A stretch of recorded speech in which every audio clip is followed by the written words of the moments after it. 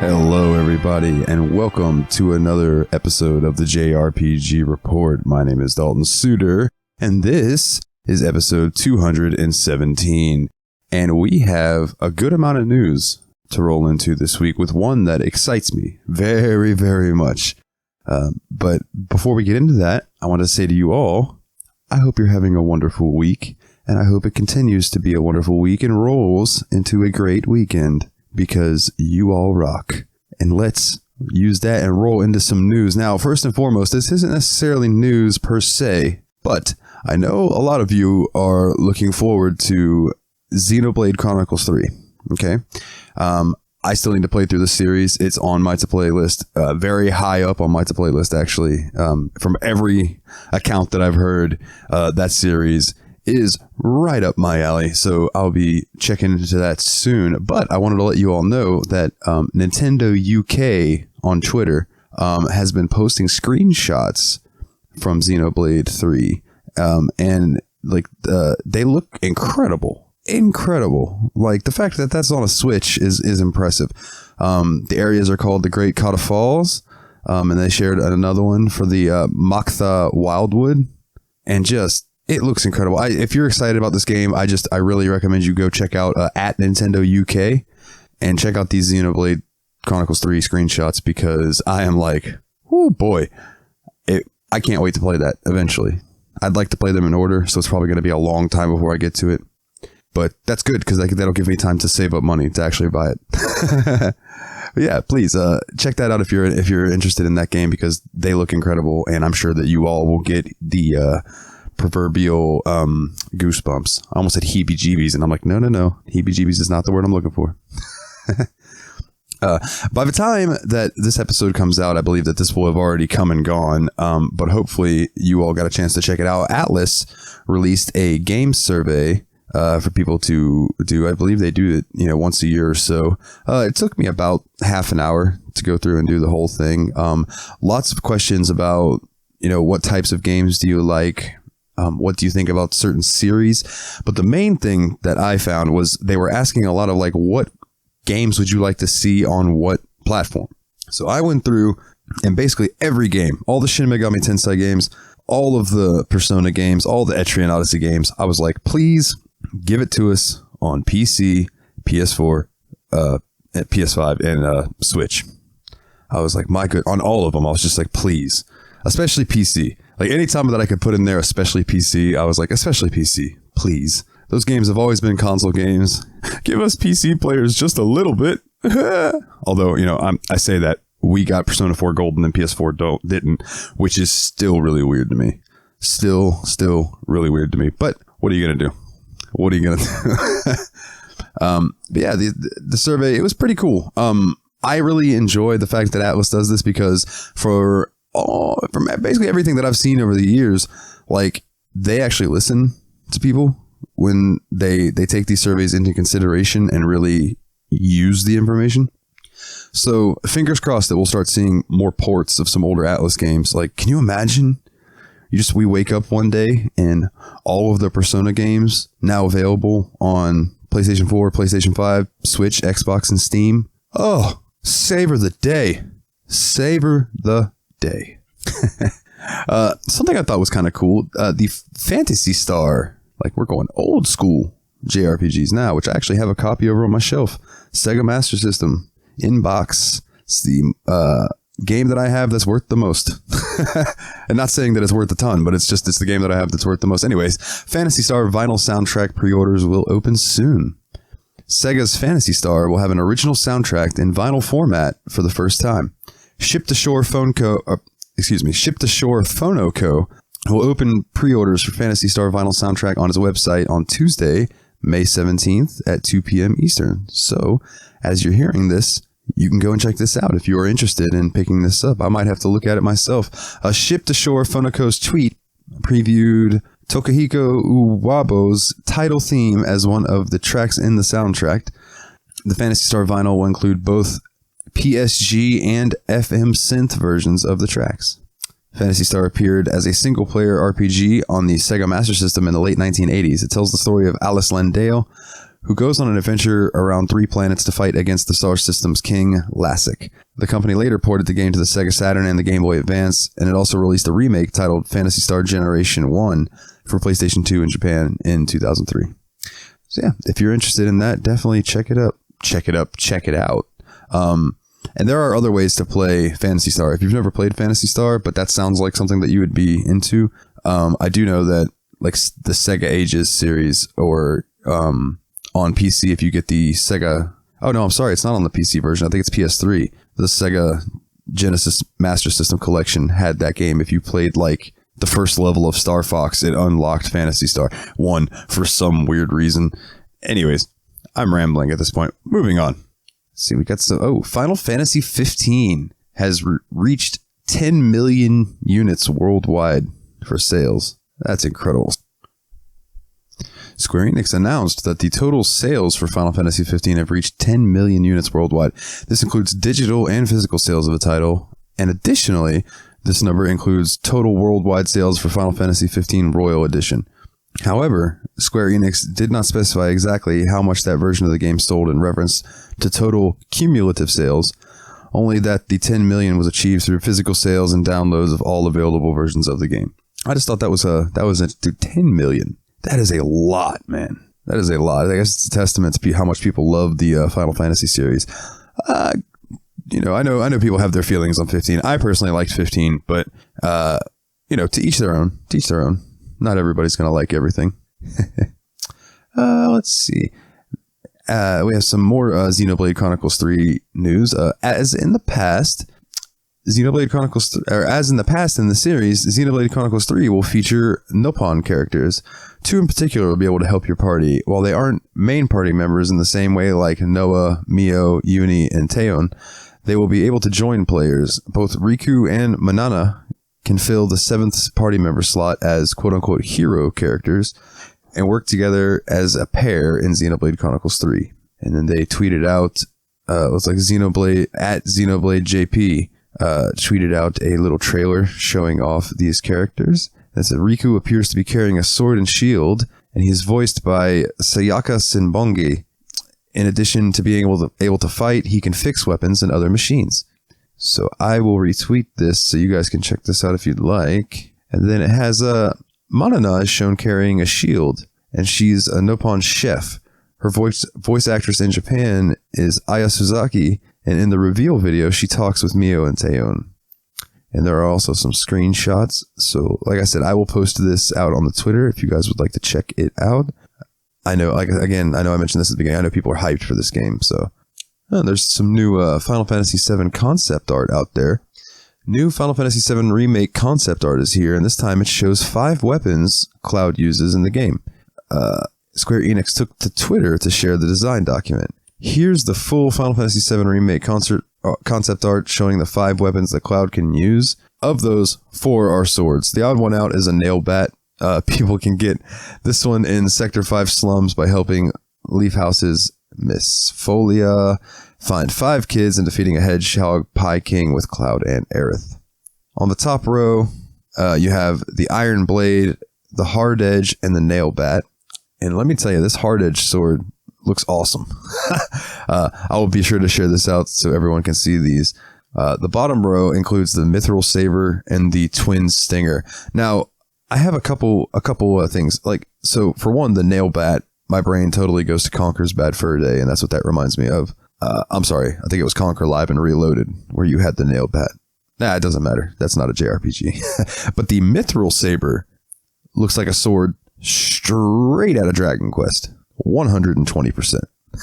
It looks awesome. I would probably play through the game using that if I could. The one Final Fantasy VII Remake weapon not shown in this image is Cloud's Buster Sword, as he starts the game equipped with it. So that's cool, man. Hopefully part 2 will be coming soon. I'm going to be playing through Final Fantasy VII here soon, in like a month or so, and I really look forward to that. If you're a fan of Nier, so you can get some Nier Replicant ice trays with Emil's head.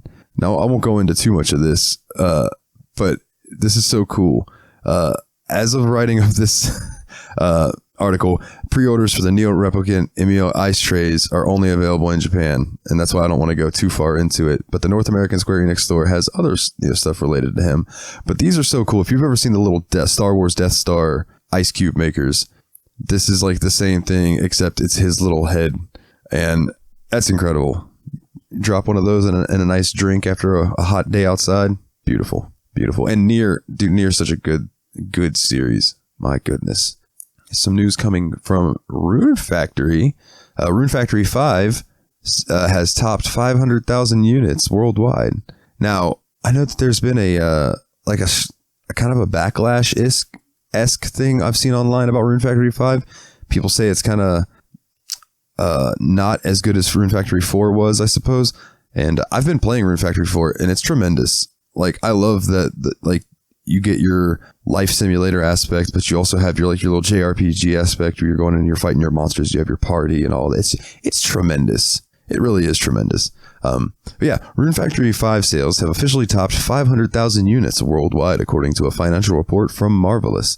This number includes digital and physical copies of the game. However, this only accounts for the sales at the end of March 2022. Marvelous states that the game performed well and the sales for the Rune Factory 5 were strong. Due to this, Marvelous has seen an increase in sales and profits for its game-related business. Rune Factory 5 is a continuation of the Rune Factory series.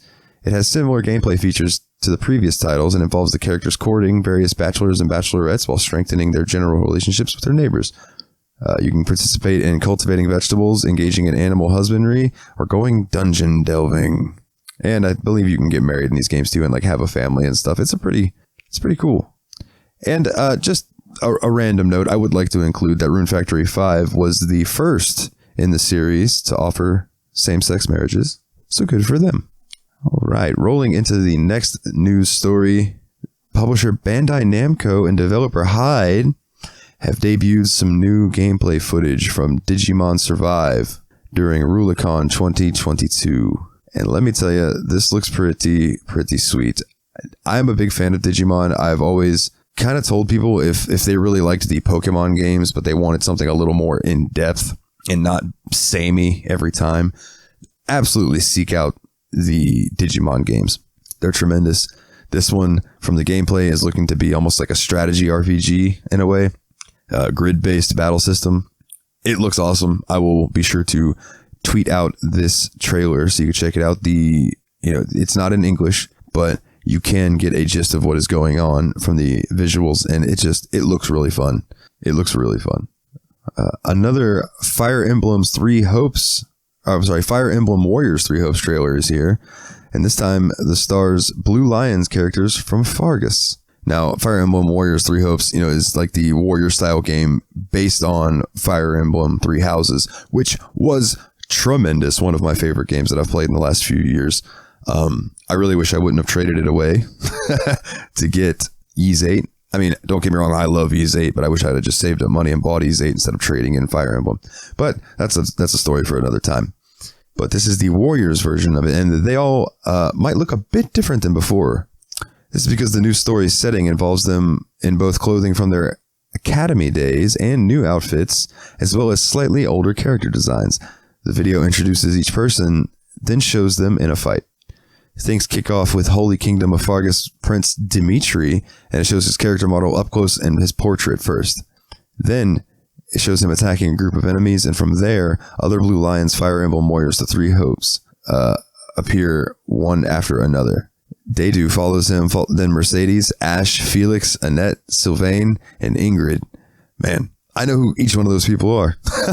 That's just a funny feeling to me. As there will be multiple paths to follow in game, one could involve the player siding with the Fire Emblem Blue Lions cast. Prior to this, other Fire Emblem's Warrior 3 Hopes characters got moments in spotlight. There's a new original avatar for the player named Shez. Arval is connected to them. In Japan, there have also been sporadic reveals, some of the last ones showing off Dimitri and Dedu. Fire Emblem Warriors 3 Hopes will come to the Nintendo Switch on June 24th, 2022. So, Eiyuden Chronicle publisher 505 Games announces they're going to do a Spring 2022 showcase. You could get the opportunity to learn more about Eiyuden Chronicle, as its publisher 505 Games announced a Spring 2022 showcase on May 17th, 2022. It will go over its lineup for the future. This presentation will begin at 6 a.m. and it will last an hour. Now, this video is available on YouTube, since obviously it's past May 17th. But if you'd like to view this, I will tweet this out so you can check it out. There is no definitive details about which 505 games could appear during this showcase. However, in addition to being the Ueden Chronicle publisher, the company has Gunfire Reborn and Stray Blade on the horizon. In the past, it has also handled games like Bloodstained Ritual of the Night, Death Stranding, Indivisible, and Terraria. It has also acted as a publisher in regions like Europe for games like Stardew Valley. There will be updates on known games and developer interviews. So hopefully we'll get some more information about Ueden Chronicle, because I'm getting more and more excited for that game the more I read about it. Some news for you Pokemon fans. Pokemon Home will support Brilliant Diamond and Shining Pearl and Legends Arceus, quote-unquote, soon. We finally have an update on Pokemon Home support for the Switch, Brilliant Diamond, Shining Pearl remakes, and Legends Arceus. Back in 2021, in August, a Pokemon Presents suggested the 3 games would be compatible with the service in 2022. Now, the release window is soon. The Pokemon Company International also went over the special Pokemon people will get in each game for linking up.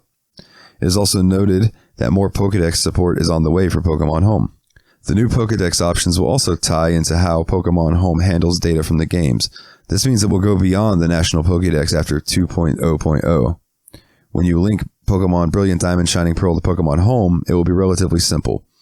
You'll get hidden abilities, Chimchar, Piplup, and Turtwig as mystery gifts. You'll also be able to access Legends Arceus Pokemon too, though they will be in Strange Balls. As for Pokemon Legends Arceus, its Pokemon Home Pokédex will acknowledge your research progress, and you'll be able to check each other's characters' effort levels. Mystery gifts for linking it up to it will be max effort Cyndaquil, Oshawott, and Rowlet in your box. It will also be able to get Pokemon from Brilliant Diamond, Shining Pearl, Sword, and Shield. However, they will be in Strange Balls when they arrive. So that's pretty cool, man. I have a lot of Pokemon friends who have been like clamoring for them to be able to transfer their old Pokemon to these newer games. So I'm happy to hear that now they'll actually, have a way to do that. And all right, let's keep it rolling with the Caligula Effect 2 PC release date announced. Woo! Score 1 for PC. Historia Inc. has announced that the Caligula Effect 2 will release for PC on June 23rd, 2022. It will be available through Steam and the Epic Game Store. However, the PC release date through the Epic Game Store may differ. Alongside the release of a standard version of the game, consumers can also buy the Caligula Effect 2 Complete Edition for PC. The standard version will cost you around $50, and the Complete Edition will cost about $66.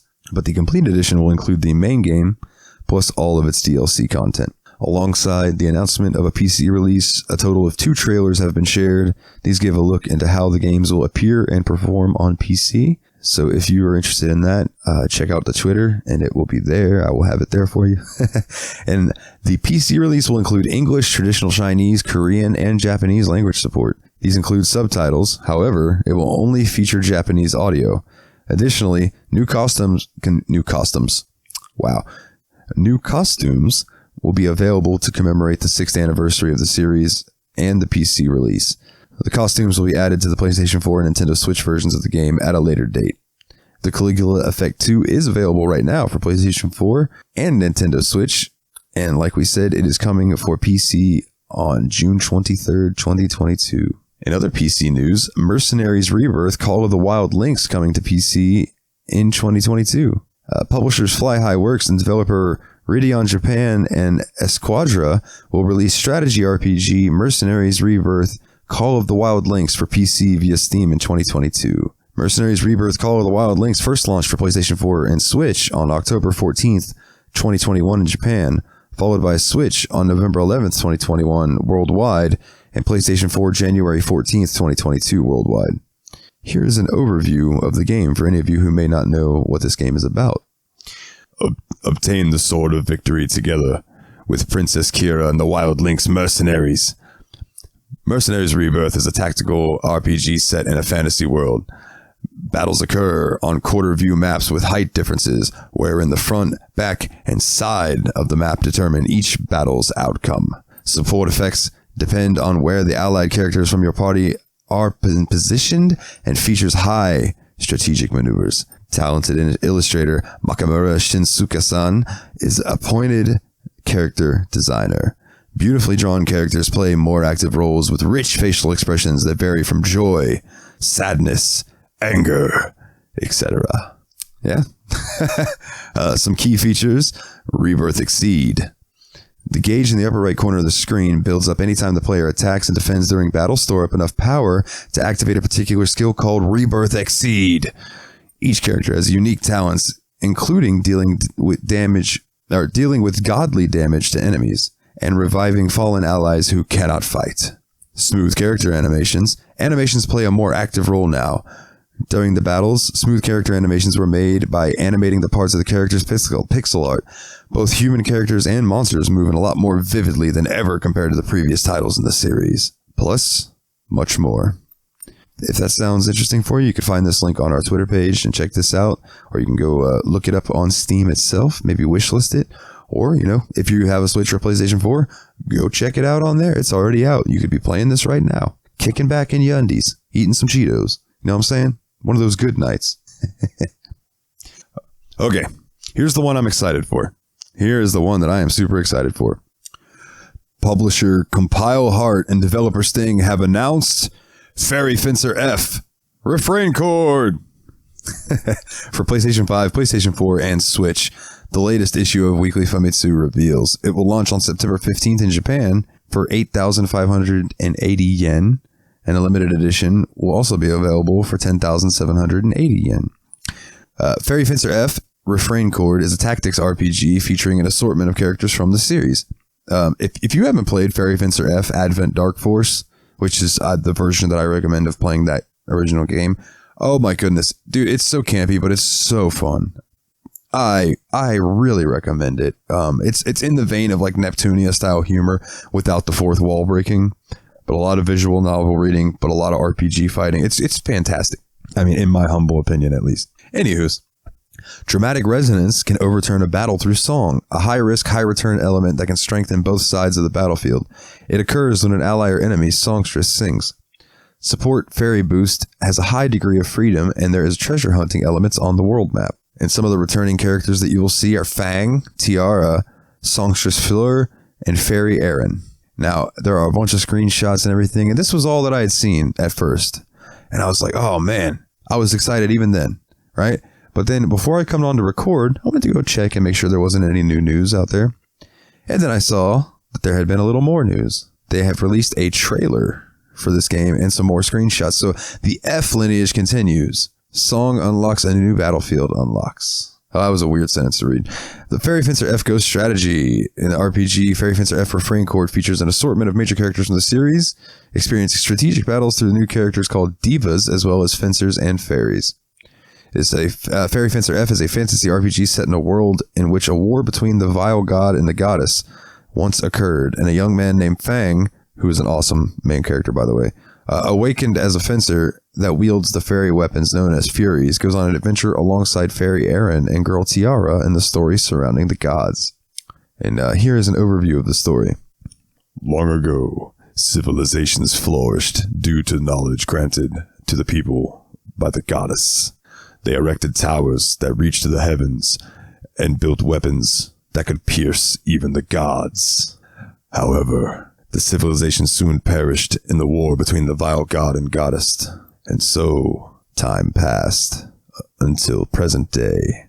Fencers are warriors who wield special weapons that contain fairies. Fang, a young man and fencer, goes on a journey with his companions in search of Furies in order to resurrect the goddess. One day, Fang encounters a girl who saves people through song, as well as a girl who brainwashes people through the same means. Together with the girls who call themselves divas and possesses mysterious power, Fang's fate is set into motion. Sounds intense, right? I swear it's more campy than it sounds. Although this new one might be a little more serious than the other one, but I seriously doubt it. I really do. But yeah, just here's some things of the battle system. And highly strategic battles will unfold on the fields with multiple levels of elevation.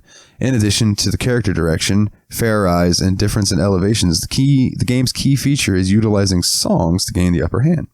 The strengthened state known as Fair Rise makes a return. By building up the gauge and activating Fair Rise, your stats will gain a significant boost, and there is also special skills that can only be used during the Fair Rise state. And since each character has their own attack range and effects, understanding what makes them unique is going to be the key to your victory. And greater strategy through Diva songs. The Fairy Song Fairy Aria is a special skill that can significantly strengthen all allies within a certain range. And since this only affects units within said range, it is important to position your fairy and units near each other. So you're really going to be worried about positioning and things like that. Okay, so I'm going to be using my my Fire Emblem knowledge when I play this game, apparently. So if you'd like to hear and read up more about this, I will share this link over on the Facebook page. But like I said, I am super stoked for this. I love Fang and those characters from that game. It's wonderful. And just seeing these old characters that I know so well coming back for like a second journey, it just warms my heart. It really does. I don't know if you can hear the smile on my face, but it's there. And speaking of Compile Heart, they release a teaser for Galapagos RPG Evolve. Now, I don't know what this is, but man, that sounds really intriguing to me. Compile Heart has released a teaser website for a new project under Galapagos RPG Revolve. Galapagos RPG Revolve is a rebranding of Galapagos RPG, the developer behind titles like Death End Request and Death End Request 2. More information about the project will appear on May 19th, 2022. However, Compile Heart has released a short teaser trailer for the rebrand. Oh man, so this is going to be later today. Okay, well, if I hear anything, I will be sure to include it on next week's episode, I promise. The trailer features the previous Galapagos RPG's logo tearing away to reveal the new rebrand. Then, a pair of vocal tracks slowly slide into view, eventually colliding to reveal the letter F. Then the tracks separate and the letter disappears. You can watch the teaser trailer below. Oh, you know what? I wonder if this was the Fairy Fencer F announcement. I don't know. More information about the rebrand and the new project under the newly rebranded Galapagos RPG Evolve and Compile Heart will be revealed on May 19th, 2022. The teaser website states that this will be an entirely new title, which will... Oh, okay, so it's not going to be Fairy Fencer F. Which will be part of an effort to further, quote-unquote, evolve the Galapagos RPG brand. Outside of its work on Death End Request series, Galapagos RPG has also worked on Ark of Alchemist and Dragonstar Varnir. Its catalog extends back to the 2013 release of Fairy Fencer F. Oh, there you go. Which eventually saw a second release in 2015 with Fairy Fencer F Advent Dark Force. Which again, I can't recommend enough. So some news coming from Final Fantasy XI here. Because everyone knows, I love Final Fantasy XI, and they're currently doing their 20-year anniversary. So there's been a bunch of news floating around about them. Final Fantasy XI is celebrating its 20th anniversary this year, and while rumors have circulated about the MMORPG's future, for, by the way, what seems like 15 years now, people have been like, oh, that game's done. It's shutting down this year. It never has. Director Yoji Fujito revealed that Final Fantasy XI won't be shutting down anytime soon. Additionally, the director talked about the upcoming Prime weapon, and the article includes various interviews with past and current staff. The interview comes from this week's issue of Famitsu, releasing on May 19th, 2022. The issue's main cover celebrates the MMORPG's 20th anniversary, and the special features included interviews with the current director and producer, as well as past collaborators like Hiromichi Tanaka. The special feature also provides a timeline starting from the game's launch and talks briefly about Final Fantasy XI's future. Notably, Fujito reportedly addresses concerns that the game may shut down sometime in 2022. Quote, due to past comments, there may be some people who are worried about the game be shutting down in 2022, but I don't think you will have to be concerned about that happening anytime soon. Similarly, producer Akihiko Matsui mentioned that all of the higher-ups at the company are telling the team to continue doing Final Fantasy XI. On the topic of upcoming Prime weapons, Fujito revealed that users will be able to obtain them. Specifically, players will be able to obtain weapons through the progression of the story. However, it is still unclear when the developers plan to add in the Prime weapons. And if you'd like to, check it out, Final Fantasy XI is available to play on PC. And listeners, if you're listening and you want to play Final Fantasy XI and you hit the first raid boss of Final Fantasy XI, which is navigating through Play Online to actually be able to play Final Fantasy XI, because they haven't updated Play Online in 20 years. Please DM me on Twitter, find me on Facebook. I will gladly talk you through that process because it's a pain. But once it's done, it's done. You rip that Band-Aid off and then you can dive into the world if that sounds like it'd be your thing. And continuing in the Final Fantasy vein, Final Fantasy VII 25th anniversary news will appear in June 2022. While the English rebroadcast of Final Fantasy VII, the First Soldier game livestream won't appear until May 19th, 2022, it has shown up in Japan already and involved the Final Fantasy VII 25th anniversary news. Tetsuya Nomura confirmed announcements would appear June 2022. This falls in line with other announcements Square Enix made concerning Final Fantasy VII's 25th anniversary game announcements and news. In January of 2022, both Nomura and Yoshinori Kitase teased new projects and Final Fantasy VII Remake Part 2 news. That same month, an anniversary logo with Cloud, Zack, and Sephiroth debuted. And since then, a fan art gallery has appeared. There are a few other Final Fantasy VII games that should be getting releases and new updates alongside the 25th anniversary. Season 3 of Final Fantasy VII, The First Soldier, is on its way. And there also should be news about the upcoming Final Fantasy VII Ever Crisis launch. That is the mobile game that will remake a number of past compilation of Final Fantasy VII projects. Those will appear as games in the app, and it will also mark the first worldwide release of the Turks prequel Before Crisis Final Fantasy VII. So yeah, that could be cool. Maybe Remake 2 will be coming out next year. Remake Part 2. Well, I guess we'll find out next month. Fingers crossed. Let's see. There's a Persona. There's some Persona stuff. Persona X Felissimo 25th anniversary goods are up for pre-order. Felissimo is making a special line of commemorative merchandise for the Persona's 25th anniversary. And the items are now available for pre-order. Atlas has launched a special Persona X Felissimo anniversary goods site to showcase the line, which will ship to customers in Japan in late 2022. I wonder if they're going to be shipping to the United States, though. Yeah, I mean, they're giving me United States prices, so maybe this you'll be able to ship over here or find somebody who will ship it to you. Pre-orders will open and run until they're open now and will run until June 15th, 2022. Delivery of the pre-ordered items are scheduled to be around September to October 2022 window. It looks like we've got some like printed cloths with some Persona art on it. We've got like maybe a makeup bag, some shirts, some wonderful shirts, man. One of the shirts that you can get is actually modeled after Joker's shirt when you're in the prison in the Velvet Room. I dig that. I dig that a lot. Persona's 25th anniversary multi-use cloth combines art and game screens from all 5 mainline Persona series and a collage printed onto a microfiber cloth, and that'll run you about $17. The anniversary school logo multi-use pouch is decorated with the logos from all the schools from the Persona games. That'll run you about $27. And there are more. So if you are interested in this, you can find it on our Twitter. I will tweet this out, and everyone can check this out if this is Persona merchandise is your thing. And this is a quick news story on this one, but the Saga series, Square Enix will host the Saga series official broadcast on May 31st at 19 JST. So whenever that is over here, I'm sorry, I'm really bad at time zones. But you will be able to watch it on YouTube and Nico Nico. The broadcast will feature the latest information on the Saga series. Specific details, including presenters and featured titles, will be announced during the broadcast. And that is literally all. So if you're a fan of the Saga series, just keep your ears and eyes out for May 31st.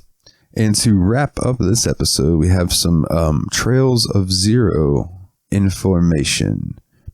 There's a new Legend of Heroes Trails from Zero trailer, and this one focuses on the four main characters. A short video shows off Detective Lloyd Bannings and his allies Ellie McDowell, Tio Plateau, and Randy Orlando. Randy Orlando. That is an amazing name. Wait, that's like when you're playing through Oblivion and you have to go find the son of the Emperor, and they're like, his name is Martin. I'm sorry. It's just like these Lloyd Bannings, Ellie McDowell, Tio Plateau, Randy Orlando. I hope that's the best character. I do. I hope that's the best character. Things begin with Lloyd as he gets off the train in Crossbell. After that, the gameplay footage is shown with him speaking to the Sergeant Major with Ellie, Randy, and Tio. From there is a clip of him attacking enemies in the Rising Sun in battle. After that, Ellie gets her moment, and And we get to watch her running around town, then using the move Aura Rain, followed by Tio leading the party before using a zero field attack. Finally, Randy is in the lead when the group runs down a commercial side street, and in his battle segment, he uses Crimson Gale. All 4 of these characters will appear on the game's reversible cover, and NIS America allowed people to vote for which one would be used as the opposite side back in April 2022. And the second option, which you can see below, which if you go to their Twitter, at NIS America, you can find a picture of this. It's a pretty sweet looking reversible cover. I always like reversible covers personally. Like, there's just something nice about having that choice of like the cover everyone sees or the other one that may make it stand out a little bit more, you know? The Legend of Heroes Trails from Zero will come to Nintendo Switch, PlayStation 4, and PC on September 27th, 2022. There will be both standard and limited editions available. And I believe, ladies and gentlemen, that about wraps it up. So I want to thank you all for listening, and I'm going to run through our little housekeeping stuff here at the end. First and foremost, I want to give a plug to our social medias. You can find us over on Facebook at the www.facebook.com/JRPG Report. And if Twitter is more your thing, you can find me over there. I'm a little more active on Twitter than I am on Facebook. At JRPG Report. You come over, say hello, shoot me a tweet. I'm always up for talking to peeps. And if you would like to support the show, which would absolutely mean a lot, since I've been, lost my job during the virus and such, any little bit helps me keep the lights on, and I truly do appreciate it. I'm doing things to try to make the Patreon worth your time and your hard-earned money. And it's patreon.com/JRPG Report. I'm currently running through a Let's Play over there that I'm posting. I'm playing through Final Fantasy VI for the first time, and episode 1 is up on the website on the Patreon, and any of the tiers have access to it. So if you want to come over and just join the normal $2 supporter tier, then you will get access to these. I'm going to release them as often as I can.